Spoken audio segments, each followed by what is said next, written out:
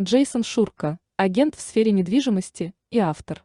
Недавно ему поручили выступить публично с рассказом о тайной организации с инопланетными связями, скрытно существовавшей на нашей планете тысячи лет. Джейсон, добро пожаловать на программу «Космическое раскрытие». Большое спасибо за приглашение. Что такое ТЭЛС? Какова ее миссия? Начнем с того, что буквы ТЭЛС – это сокращение от Telect System, система света. Вот что это такое. Система света. Да. Расскажу немного о структуре того, как работает организация. Это глобальная. Я имею в виду, это всемирная организация. Я бы даже сказал организация, действующая во всей Вселенной. Сколько членов она насчитывает? 7000 посвященных агентов. Когда я говорю посвященных, это означает наличие определенного процесса, через который следует пройти, чтобы стать посвященным агентом в реальной организации. В июне 2018 года наступил момент, когда ко мне кто-то подошел. В то время он был незнакомцем. Он приблизился ко мне с просто ничего не значащим разговором. «Мне нравится ваше ожерелье. Что это?» Он точно знал, кто я. Тогда я этого не знал. Со временем он начал делиться со мной все большим и большим объемом информации и проводить меня через, мы могли бы назвать это так, процесс раскрытия. Постепенно, по мере моей готовности получать. Потом настал черед более метафизических бесед о фундаментальной основе Вселенной и как все работает на энергетическом уровне, вплоть до инопланетных рас, их уровня осознания, технологии. В общем, множестве разных вещей, очень широком спектре тем и предметов. Джейсон, как вы думаете, почему для передачи послания выбрали именно вас? По-видимому, изначально, по крайней мере, насколько мне известно, я не должен был быть тем, кто доставляет информацию. Была написана книга под названием «Лучи света». А произошло следующее. В то время система света позволила Рэю разглашение. На самом деле Рэй говорил, что желание опубликовать содержание книги обусловлено тем, что он может придать огласке коды для разблокирования энергии книги. А вот на это система света позволения не давала, частично потому, что чувствовала, что человечество не готово к чему-то вроде этого. И в данном аспекте я с ними полностью согласен. Итак, расскажите о миссии системы света. Хорошо, общей задачей, причиной, по которой они сегодня здесь, является помощь и направление человечества к достижению более высокого уровня осознания, конкретно уровню гамма. Уровень гамма относится к тому, что многие люди называют осознанием пятого измерения. Вот что такое гамма. Это новая эра, достижению которой они пытаются помочь и направить нас к ней. Видите ли, все, агенты и не агенты, просто каждое человеческое существо рождается с конкретной частотой, определенной энергией. Поэтому, как меня учили, существует 10 разных измерений, из которых сделана Вселенная. Каждое измерение бесконечно, и есть 10 разных измерений. Название первых 5 – это то, что современная наука называет частотами мозга или мозговыми паттернами. То есть, это бета, альфа, тета, дельта и гамма. Каждая из частот – это на самом деле разные измерения на духовном уровне. Только наука больше фокусируется на физическом феномене вместо нефизического, поэтому и пытается ограничиться физическим пониманием. Все частоты – это разные измерения и уровни осознания, которые, когда вы в резонансе с ними, позволяют делать разные вещи. Так, например, сегодня большая часть человеческой расы пребывает в середине уровня бета. Каждое измерение разбивается на 10 частей. То есть, имеется бета-1, 2, 3, 4 или 5. Дельта-1, 2, 3, 8, 9, 10, все такое, и гамма, и так далее. Понятно. Например, везде от бета до альфы преобладает материализм, в основном материальные аспекты жизни. Тета. Приведу несколько примеров. Преобладает духовный аспект жизни, медитация. Обычно намного больше читают, питание тоже немного другое. Люди такого уровня предпочитают более высоковибрационную пищу. Дельта предоставляет способность опытов выхода из тела. Гамма – это когда все уже больше не проблема, например, левитация с телом, полет с телом. Все подобные вещи становится второй природой. Когда речь идет о системе света, у них есть. Я имею в виду, вы можете думать о них как о духовной версии ЦРУ, поскольку именно так они построены организационно, только намного более могущественные. Люди, обладающие способностями левитировать с телом, летать с телом, все это является частью людей и не людей, входящих в систему света. Когда я говорю «не людей», я имею в виду инопланетных существ, физических инопланетных существ, к которым вы можете прикоснуться, которых вы можете понюхать, которых вы можете обнять, которые являются частью системы света. Одни выглядят как мы, другие нет. Третьи со временем сдвигаются так, чтобы выглядеть как человеческое существо, чтобы ассимилироваться на Земле. Что касается структуры системы света, этого я еще не объяснял. У них имеются филиалы в каждом крупном городе по всему миру. Каждый филиал или подразделение называются отделением. Так, например, скажем, в Нью-Йорке главный филиал называется Нью-Йоркским отделением. Также, когда речь идет о системе света, организация не имеет никакого отношения к религии, не имеет ничего общего с расой, возрастом, полом, национальностью и так далее. Все возрасты, все разновидности. Есть очень старые люди, которые являются частью организации. Я знаю двоих, одному более 400 лет. Второму, если я не ошибаюсь, 613 лет, они человеческие существа. Очень могущественные человеческие существа, обладающие допуском к очень высоким измерениям. Они пребывают в состоянии гамма все время. Об их существовании вы бы никогда не узнали. Если они не захотят быть на фотографии, вы их на ней не увидите. Они обладают такими способностями, что могут посмотреть на вас, и вы сами сотрете свою конкретную память, если они этого захотят. Это полный контроль, но исходящий из места с очень высокой вибрацией. Понятно. Насколько вглубь веков уходит система света. Я бы сказал, что она существовала свыше 5000 лет. И вновь, их могущество – это нечто невероятное. Встречаются ли они, отделения, раз в месяц или раз в неделю? Встречи имеют место быть. Есть офис. Вы просто не узнаете, что это офис системы света. Отделение есть в городе Нью-Йорке, в Лос-Анджелесе. Везде, особенно в главных городах. Ясно, они воинственные. Пытаются искать некий вид контроля. Похожи ли они на иллюминатов тем, что пребывают за закрытыми дверями? Во-первых, они даже близко не похожи на иллюминатов. Они – нечто прямо противоположное, особенно если речь идет о намерениях. Итак, повторяю, они здесь для того. Если вы хотите поговорить об идее иллюминатов, не называя имен и все такое, это подавление человечества. Подавление знания, подавление духовности, и все для того, чтобы держать нас в определенном резонансе, чтобы мы не понимали своей собственной силы.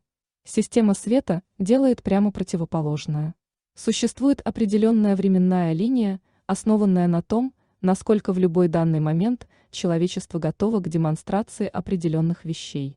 Это равносильно тому, что одно дело слышать об оборотнях, и совсем другое увидеть одного из них воочию. Вот почему я целиком и полностью за процесс раскрытия, поскольку считаю очень важным сначала рассказать кому-то о существовании чего-то странного и лишь потом показать это странное. В противном случае может возникнуть хаос. Они не хотят хаоса. Они пытаются вести нас к новому уровню или осознанию, не создавая проблем на пути, медленно пробуждать нас. Джейсон, как система света выживает финансово. Я имею в виду, на что похожа эта структура. Понятно следующее. Проведение подобной операции, такого масштаба и такой величины, требует много денег. Это очень крупная операция, очень организованная операция. Пожалуйста, расскажите, как система света реально передает информацию, если она такая скрытая и засекреченная. Вы находитесь здесь, представляете их, а кто еще? Как они раскрывают сведения, чтобы помогать нам? Имеются кое-какие посвященные агенты, которые являются очень-очень хорошо известными и всемирно известными людьми. А вы просто не знаете, что они – часть системы света. Большинство агентов таковыми не являются. Они обычные человеческие существа. Частью организации может оказаться даже ваша мать. Просто вы понятия не имеете об этом. У каждого агента есть прикрытие. Всем платят за работу, за исключением духовных агентов. Обычно, по большей части, духовные агенты выполняют свою работу на добровольной основе. И вновь, когда речь идет о физической стороне, всем агентам платят.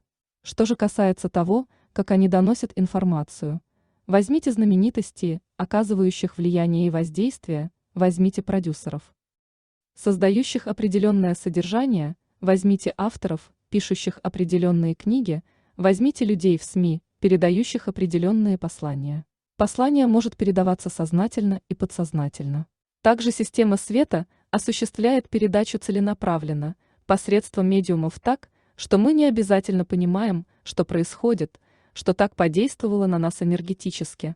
И еще, в мире есть очень хорошо известные люди, являющиеся частью организации, которые, возможно, делают так, чтобы одни определенные вещи произошли, а другие не произошли, в зависимости от того, что происходит. И все это делается с намерением привести нас туда, где больше нет подавления, пробудить нас к нашему истинному могуществу. Повторяю, они здесь не с целью обретения контроля. Система света позволяет эволюции осознания человечества происходить так, как она должна происходить.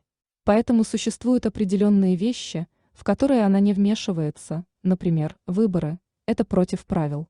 Вам не разрешается в них вмешиваться. И я коснусь еще вот чего. Люди спрашивают меня, если система света – это божественная организация со всем своим могуществом, если они такие великие, тогда почему в современном мире есть зло? Почему бы им просто не стереть все зло с лица планеты? Ответ таков, что… Вот ответ, который мне дали и который я понял.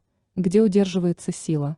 В людях, нескольких людях, которые контролируют деньги. Или она прячется в простых людях? То, что сила пребывает в нескольких людях – иллюзия. Поэтому я убежден в том, что система света, конечно, может стереть с лица планеты нескольких индивидуумов, да хоть завтра. Я уверен в том, что они в состоянии спровоцировать инфаркт, даже не прикасаясь к человеческому существу. Поверьте, они могут. Но никогда не станут. Причина, по которой они никогда этого не сделают, состоит в следующем. Допустим, они это сделали. Допустим, они стерли с лица Земли каждое существо, контролирующее и подавляющее.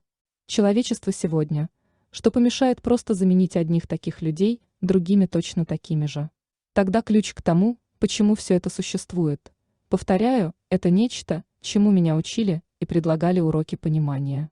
Причина существования злых людей, если вы хотите называть их так, и контролирующих людей, в том, что именно мы, люди, изначально позволили им существовать. То есть, мы их уполномочили. Мы дали им право. Посмотрите на Гитлера. Посредством демократии мы сами выбрали его и наделили властью. Начать с того, что это была не диктатура. Это было нечто, что мы выбрали. В конце концов, если взять Гитлера, он стал отражением нашего сознания в то время. Поэтому ключ к изменению. И именно так работает система света. Это ключ к пониманию их миссии, не искоренять зло напрямую. Суть миссии в том, чтобы просвещать и пробуждать массы так, чтобы частота общего резонанса повышалась. Начать с того, что когда частота общего резонанса и осознание повышается, отраженная реальность перестает быть тем местом, где может существовать зло, то есть, это групповое, коллективное, совместное проявление позитивности. Это просто понимание основ того, как работает энергия. Наше восприятие, наша реальность – это непосредственное отражение нашего осознания. То, с чем мы пребываем в резонансе, и есть то, что мы будем переживать.